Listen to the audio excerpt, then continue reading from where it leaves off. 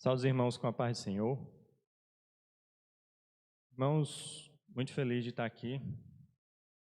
Recebi o convite do irmão Anderson.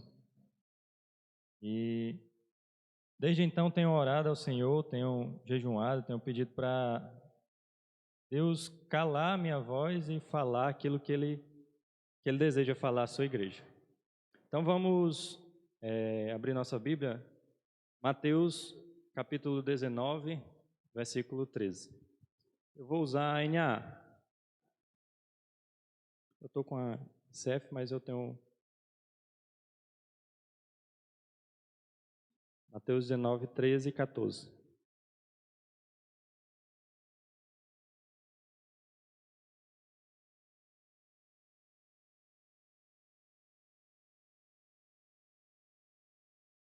Amém? Diz assim a palavra. Então trouxeram algumas crianças a Jesus, para que eles impusessem as mãos e orassem. Mas os discípulos o repreendiam. Jesus, porém, disse: Deixem os pequeninos e não os impeçam de vir a mim, porque dos tais é o reino dos céus. Senhor, meu Deus, fala o nosso coração através dessa palavra, Deus. Edifica-nos para a honra e glória do Teu nome. Amém. Irmãos, cultivar a evangelização para as futuras gerações é uma responsabilidade nossa, porque nós somos os professores, os mestres, aqueles que vão instruir essas próximas gerações. Então é uma responsabilidade nossa formar uma geração que seja mais fiel do que a nossa. Eu entendo que essa é uma das nossas missões, porque Deus nos instrui a ensinar as crianças, instrui a ensinar as futuras gerações. Provérbios vai dizer: ensina a tua criança no caminho que ela deve andar e quando ela crescer não se desviará dele. Então, irmãos, cabe a nós formar, instruir, orientar uma geração que seja mais excelente do que a nossa. Porque eu entendo, irmãos, que se nós não tivermos uma geração posterior à nossa, se Jesus não voltar e essa geração for pior do que a nossa, irmãos, eu acredito que nós falhamos e falhamos muito. Então, é nossa responsabilidade. Mas como, irmãos? Como fazer isso? Como educar, como formar uma geração que esteja em um lugar em Deus mais alinhado do que a nossa, que esteja em mais conformidade com a vontade de Deus do que a nossa geração. Em primeiro lugar, irmãos, na verdade, à luz do texto que nós lemos, nós precisamos levá-las a Jesus. A gente vai ver que o texto vai dizer que trouxeram crianças até Jesus para que ele orasse, para que ele impusesse as mãos. Irmãos, essas crianças não foram sozinhas até Jesus. Houve alguém que levou a criança até ele. Então ele orou e impôs as mãos. Então, além disso, nós precisamos entender que também não será fácil. Porque aqui, no texto em que nós lemos, os próprios discípulos, a própria igreja,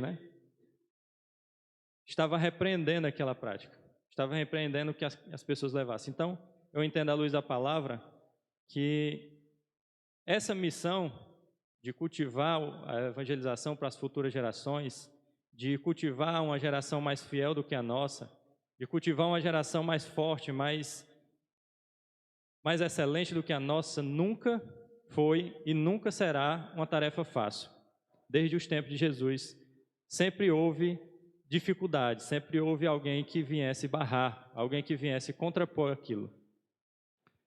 Então, irmãos, à luz das Escrituras, irmãos, eu fiquei pensando, mas Senhor, como podemos entender isso? Como podemos aprender através das Escrituras a formar essa geração? Quem formou uma geração mais excelente do que a dele, do que a geração em que ele viveu? Nós temos o exemplo de Jesus, que pegou um mundo extremamente polarizado. Irmãos, para vocês terem uma ideia, hoje a gente tem politicamente duas vertentes. Vertente de direita, vertente de esquerda. É claro que existem subdivisões, mas basicamente é isso. Naquela época, irmãos, existiam 4 grupos políticos fortes. Existiam os fariseus, os saduceus, existiam os essênios, existiam os zelotes. Imagina você, Jesus entrou numa sociedade tão polarizada ou até mais do que a nossa. E ele conseguiu formar aqueles 12 apóstolos para serem excelentes na obra, para mudarem o mundo em que eles viviam, para transformar a geração em que eles estavam. Então, irmãos, exemplo de Jesus, nós precisamos aprender da palavra como fazer isso. Ah, irmão Emerson, mas assim você apelou, né? Jesus, como é que eu vou me comparar a Jesus? Pois pronto, irmãos, eu vou dar um outro exemplo. Moisés, irmãos. Moisés pegou uma geração e sem recursos, porque ele viveu com essa geração no deserto. Ele ensinou todos os dias, teve dificuldades, foi rechaçado, foi trocado por algum tempo, o povo quis mudar de líder. Mas, irmãos, Moisés formou uma geração no deserto que os seus posteriores foram melhor do que eles. Vamos a Josué 24:31. A gente vai ver que em Josué o povo começa a avançar, começa a conquistar. A geração que foi formada lá no deserto, que conseguiu passar por essas dificuldades, ela avança e conquista a terra prometida. Josué 24:31. Olha só, irmãos. Diz assim: Israel serviu o Senhor todos os dias de Josué e todos os dias dos anciãos que ainda sobreviveram por muito tempo depois de Josué e que sabiam de todas as obras que o Senhor tinha feito por Israel. Então, irmãos, olha aqui essa geração. Foi formada num deserto, foi formada por um homem que não tinha recurso nenhum, não tinha tecnologia nenhum, mas foi formada por um homem que acreditava e que tinha convicção do que Deus tinha chamado ele para fazer. E ele formou uma geração muito mais zelosa do que a dele. Porque a sua geração foi uma geração murmuradora, a sua geração foi uma geração corrupta, cheia de pecados. Mas a geração que veio depois do trabalho desse homem foi uma geração mais excelente do que a dele. Eu penso, irmãos, que essa é a nossa tarefa. Para cultivar o evangelismo nas futuras gerações, nós precisamos ensinar o evangelho a eles, para que eles sejam melhor do que nós somos. Então, irmãos, eu queria trazer o primeiro ponto aqui, de que nós precisamos ser sacerdotes em nosso lar. Nós precisamos, a exemplo do sacerdote, em primeiro, ter uma vida purificada para podermos formar essas crianças, esses jovens, essas pessoas que amanhã serão nossos futuros pastores. Entenda, irmãos, às vezes a gente vive pensando nos dias de hoje, nas dificuldades de hoje, e a gente não enxerga o dia de amanhã. Mas haverá um dia, irmãos, em que o irmão Emerson não vai estar aqui para ensinar ninguém. Haverá um dia em que o pastor Flauber não vai mais estar aqui, se Jesus não voltar. Quem vai ficar para ensiná-los? Eu entendo que essas pessoas dependem de que nós tenhamos uma vida purificada, para que sejamos exemplo para eles. Hebreus 10:19 vai dizer o seguinte: mas como vamos purificar nossas vidas? Hebreus 10:19 diz: portanto, meus irmãos, tendo ousadia para entrar no santuário pelo sangue de Jesus, pelo novo e vivo caminho que ele nos abriu por meio do véu, isto é, pela sua carne. Ou seja, Jesus está mostrando aqui que existe um caminho para a purificação. E tendo um grande sacerdote sobre a casa de Deus, aproximemo-nos com um coração sincero e em plena certeza de fé, e tendo o coração purificado de má consciência e o corpo lavado com água pura. Então, irmãos, como purificar nossas vidas para sermos exemplo para as futuras gerações? Tendo ousadia para entrar no Santo dos Santos, irmãos. Tendo ousadia para buscar ao Senhor, para buscar a sua face.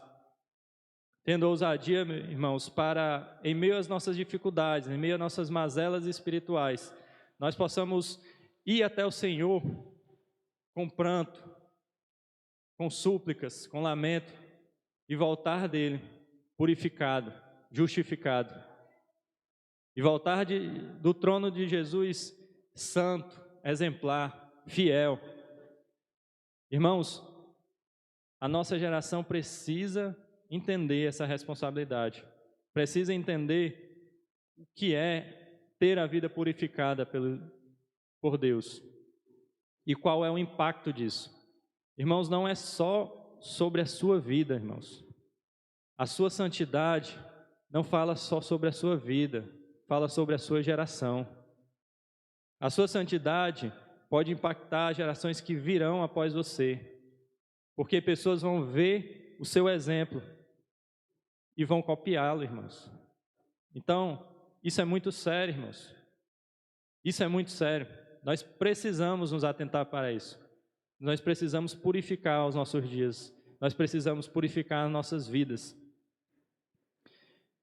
Depois, um sacerdote, a função dele, além de ter a vida dele purificada, para poder apresentar ali os sacrifícios, os holocaustos, ele precisava também conduzir o povo à presença de Deus, conduzir o povo na adoração, conduzir o povo a buscar a Deus. O sacerdote, ele precisa, a exemplo do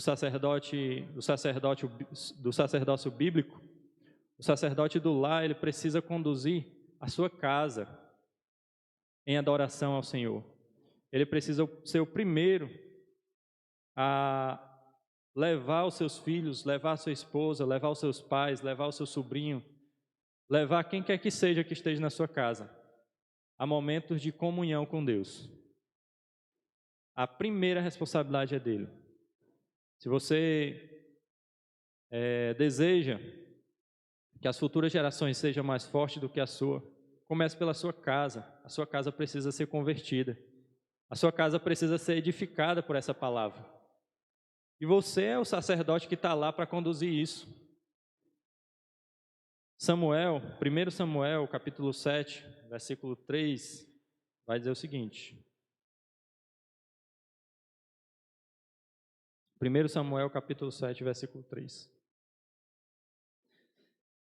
Samuel falou a toda a casa de Israel, dizendo: se é de todo o coração que vocês estão voltando ao Senhor, então tirem do meio de vocês os deuses estranhos, os astarotes, e preparem o coração ao Senhor, e sirvam somente a Ele, e Ele livrará vocês das mãos dos filisteus.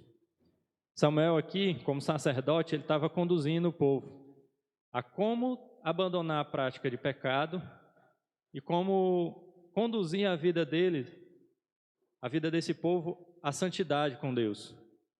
Irmãos, eu penso que esse é o nosso papel dentro da nossa casa. Eu penso que esse é o nosso papel dentro da nossa igreja, irmãos. Eu penso que esse é o nosso papel em qualquer lugar que nós estejamos. Nós precisamos ensinar as verdades do Evangelho para que o povo que está ao nosso derredor seja conduzido a Deus. Nós precisamos mostrar ao povo, mostrar às pessoas que as práticas que elas estão fazendo estão levando elas à perdição.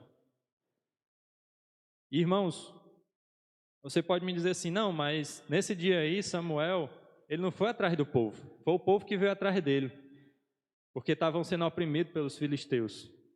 Irmãos, eu tenho certeza que todos os dias alguém aparece diante de você oprimido. Às vezes a gente não sabe ouvir a voz do Espírito Santo. Mas se a gente tiver feito o primeiro ponto, se a gente tiver consagrado a Deus, Deus abre os nossos ouvidos espirituais. E a gente consegue escutar a opressão que tem na vida daquela pessoa. E Deus coloca a palavra no nosso coração para falar. Assim como colocou a palavra na boca de Samuel e ensinou o povo como eles deveriam adorar a Deus de verdade. E ensinou o povo que eles deviam tirar aquilo que não prestava do meio deles. E ensinou o povo que eles precisavam se voltar para Deus, ou então aquele cativeiro nunca se acabaria. Aquela opressão nunca se acabaria. Irmãos, é essa a nossa função. Você é sacerdote na sua casa. Você é sacerdote no seu trabalho. Você é sacerdote na sua igreja, irmãos. Você foi chamado para isso. Além disso, irmãos, para sermos aqueles que vão formar uma geração melhor do que a nossa, mais excelente do que a nossa, nós precisamos ensinar o Evangelho. Nós precisamos insistentemente. Mas eu já falei, fala de novo. Nós precisamos insistentemente anunciar as palavras desse livro. Anunciar a palavra às pessoas. Neemias 8:3, Júlio. Nós precisamos, irmãos, ter insistência, ter resiliência em pregar a palavra do Senhor. A palavra do Senhor, ela é muito importante para ser deixada de lado. Ela é muito excelente para que nós não coloquemos ela no centro. Neemias 8:3. Aqui, irmãos, o povo tinha voltado do cativeiro babilônico. E aí, várias gerações tinham passado. Na verdade, uma geração tinha se passado dentro da Babilônia. Estávamos aqui diante de uma outra geração, dos filhos daqueles que tinham saído de Israel para a Babilônia. E agora o povo volta e vê a cidade destruída e vão reconstruir. Mas tem um ponto em que o sacerdote Esdras aqui, o escriba e sacerdote Esdras, ele percebeu que o povo estava construindo casas, mas não estava construindo uma casa espiritual. E então ele foi relembrar o povo a respeito da lei. E diz assim: Esdras leu o livro em voz alta, diante da praça que ficava em frente ao portão das águas. Desde o amanhecer até o meio-dia, na presença dos homens, das mulheres e dos que podiam entender. E todo o povo tinha ouvidos atentos ao livro da lei. Então se levantou um homem, irmãos, que disse: eu vou ensinar o que Deus quer que esse povo viva. Eu vou ensinar a lei, eu vou lhe ensinar a palavra. Irmãos, nós em nossos lares, em nossos trabalhos, seja lá onde é que estejamos. Já aconteceu comigo e eu tenho certeza que aconteceu com vocês. Pessoas questionarem coisas em que a Bíblia, como o irmão falou ontem, a Bíblia tem respostas para isso. Pessoas comentarem sobre assuntos em que a Bíblia tem um posicionamento sobre isso. Então é importante que nós conheçamos essa palavra e ensinemos ela.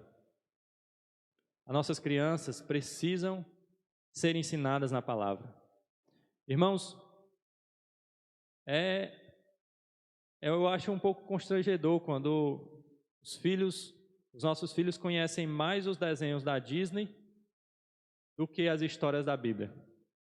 Eu acho constrangedor quando a criança conhece a história da Frozen, da Moana, de seja lá quem for, mas não conhece a história de Samuel, uma criança que viveu dentro da casa do Senhor, que foi cheio do Espírito Santo, que mudou a sua geração. O homem que foi sacerdote, que foi profeta, que foi juiz, e que começou a Bíblia contando a história dele desde criança. Eu acho muito constrangedor, irmãos, nós termos crianças que não conhecem a palavra. E às vezes, irmãos, aí eu falo como testemunho, como tio ali da salinha, as crianças elas chegam lá, e isso é constante, não tem Bíblia. Mesmo a criança maior não leva a Bíblia para a igreja. Nós até dispomos de algumas Bíblias ali, mas a ideia, a lógica, é que essas Bíblias fossem para os visitantes, para as crianças que visitam, que têm pais não crentes, para a gente entregar a Bíblia, para ela ler a Bíblia ali junto com... Mas aí, irmãos, os próprios filhos dos nossos não trazem também. Aí você pergunta: você não tem Bíblia? Tem, mas eu deixei em casa. Ou então, tem, mas eu esqueci de trazer. Ou então, não, não tem não. Irmãos, isso é muito complicado. Nós precisamos nos atentar para isso. Nós precisamos entender que a próxima geração ela só vai ser melhor do que a nossa se ela for fundamentada na palavra, irmãos. Se eles conhecerem a Bíblia, se eles conhecerem a palavra, irmãos.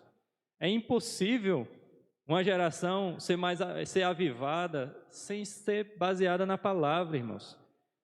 Se nós queremos que as próximas gerações evangelizem mais do que a nossa, nós precisamos ensinar à luz da palavra que o evangelismo é um mandamento de Deus, é um mandamento do Senhor. Se não for assim, irmãos, eles nunca vão ser o que nós almejamos que eles sejam. Se a gente ficar só de braço cruzado e não ensinar, não vai adiantar de muita coisa não, irmãos.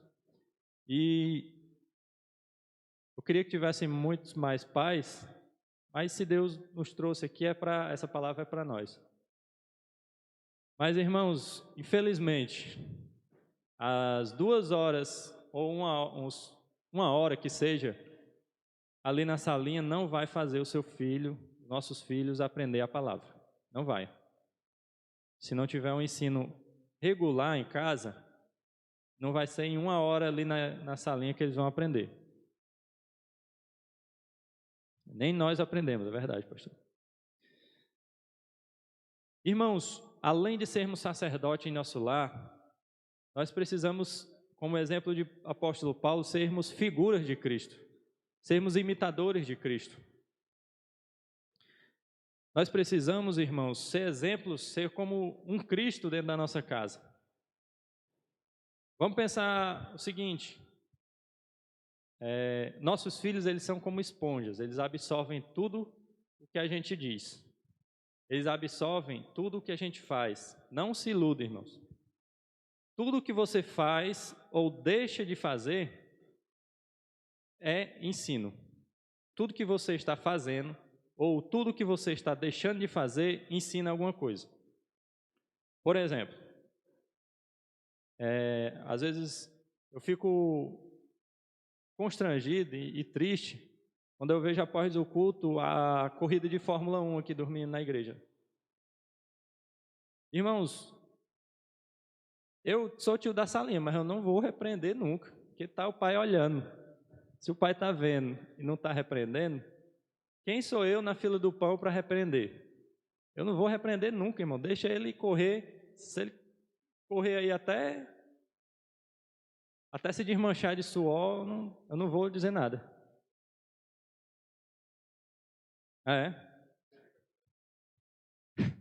Fiquei com medo do menino bater aqui no pedestal. Mas, irmãos, se nós deixamos a criança correr aqui na igreja à vontade, igual uma largada de Fórmula 1, nós estamos ensinando que ela não precisa ter reverência dentro da casa do Senhor. Lembra Jesus no templo, quando ele viu os homens comercializando ali a fé? Porque as pessoas chegavam com o animal, entregavam para o sacerdote era corrupto, dizia que o animal não prestava.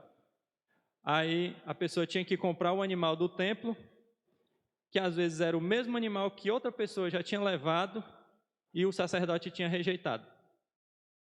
Então as pessoas eram obrigadas a chegar no templo, trocar o seu dinheiro pela moeda do templo, que era mais cara, tinha que fazer a conversão, e comprar um animal do templo para apresentar, porque se ele trouxesse um animal, o sacerdote não aceitava. Foi por isso que Jesus pegou lá uma corda e saiu batendo em todo mundo. Não é que aqueles homens não podiam estar ali. Eles podiam, desde que eles comercializassem da forma correta. Porque, pensa comigo, irmão, tinha gente que vinha de muito longe, não tinha como trazer um animal. Era muito melhor ele chegar lá e comprar um animal. Só que não dessa forma que eles faziam. Eles tinham que ser honestos. O sacerdote tinha que ser honesto. Então, irmãos, aqueles homens não tinham nenhum tipo de respeito por aquele local, por aquele ambiente. Se nós ensinamos às nossas crianças que no momento do culto eles podem correr e toda hora que eles quiserem ir lá beber água e voltar, e em vez de prestar atenção no culto, entregar o celular para ele se distrair, nós estamos implicitamente ensinando, irmãos, que o momento do culto não é digno de reverência. E a geração que virá depois da nossa vai ser pior do que a nossa, vai ser mais dispersa do que a nossa, vai ter menos reverência do que a nossa, porque nós, e a responsabilidade disso é nossa, irmãos, porque nós estamos ensinando errado. Mas vamos ao exemplo de Jesus. Lucas 11, versículo 1. Irmãos, Jesus, ele andava com os discípulos todos os dias, e eles viam a rotina que Jesus tinha. Jesus, ele se acordava cedo e ia orar, passava o dia pregando, ensinando.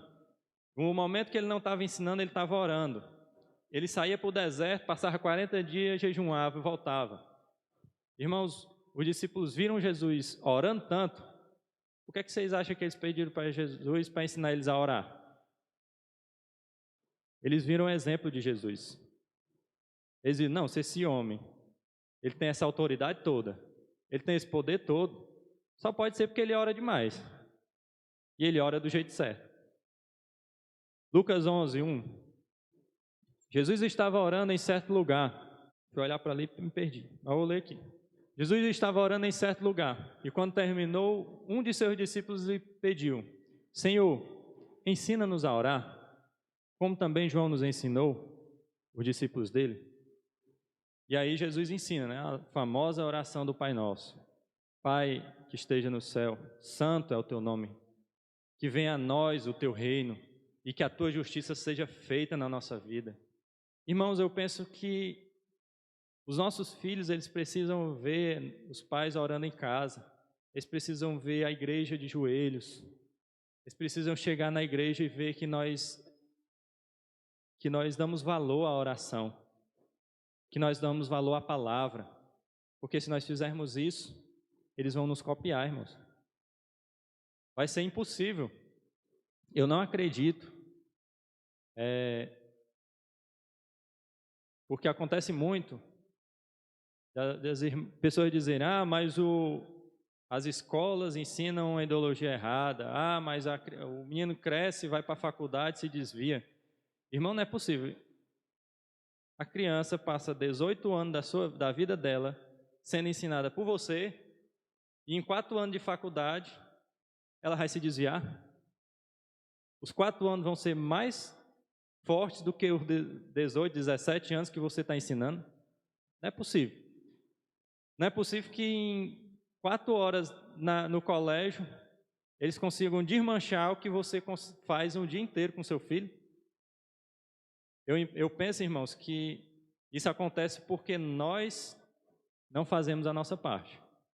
Eu penso que isso acontece, irmãos, porque nós rejeitamos, nós relaxamos na nossa responsabilidade. Depois, irmãos, nós precisamos imitar Cristo. Nós precisamos imitar Cristo no sentido de que nós precisamos despertar para o quão sério, o quão importante é esse evangelho, o quão importante é a cruz para os nossos filhos, para essas gerações. Nós precisamos, irmãos, despertar para a seriedade do evangelho. João 4,34. João 4,34. Jesus declarou: a minha comida consiste em fazer a vontade daquele que me enviou e realizar a sua obra. Em outras traduções, em outro texto vai dizer: o meu comer e o meu beber é fazer a vontade do meu Pai. Irmãos, olha o nível de seriedade que Jesus coloca o Evangelho e a vontade do Pai. Ele diz que antes de comer e beber, que são as necessidades mais básicas do ser humano, necessidades fisiológicas mais básicas, é comer e beber. Antes disso, mais importante do que isso, é fazer a vontade do Pai. Então, olha o nível, olha o patamar em que Jesus coloca o Evangelho. Olha o patamar em que Jesus diz o quão sério é o Evangelho. E nós precisamos entender isso, irmãos. Nós precisamos entender que isso é sério. Irmãos, se um professor ele errar, se ele falhar no ensino na escola regular que eu estou dizendo, as implicações deles vão ser terrenas. Se um médico errar no meio de uma cirurgia, as implicações dele serão sérias, mas serão terrenas. Se um piloto de avião, que tem a responsabilidade por 300 vidas, 500 vidas, se ele falhar, se o avião cair, é uma responsabilidade muito grande, mas ainda assim é uma responsabilidade terrena. Mas, irmãos, se nós falharmos ao ensinar as futuras gerações, a responsabilidade ela vai passar dessa terra. Ela vai passar dessa existência aqui na terra. As implicações são eternas, irmãos. O que você ensina ou deixa de ensinar para os seus filhos, o que você ensina ou deixa de ensinar para as pessoas, os jovens, as pessoas que serão as próximas gerações, terão implicações eternas. Então, irmãos, levemos a sério isso, levemos a sério o Evangelho. Não vamos mais brincar de ser crente. Essa frase é muito batida, mas é porque ela é verdade. Nós precisamos entender o quão sério é o chamado de Deus para nossas vidas. Nós precisamos evangelizar. E evangelizar nada mais é do que ensinar o Evangelho. Se nós falharmos nessa missão, as consequências disso não vão ficar só aqui nessa terra. As consequências disso vão perpassar por toda a eternidade. O que está em jogo é o que Josué vai dizer para o povo. Eu coloco diante de vocês o caminho do bem, o caminho do mal. Escolham agora qual que vocês querem.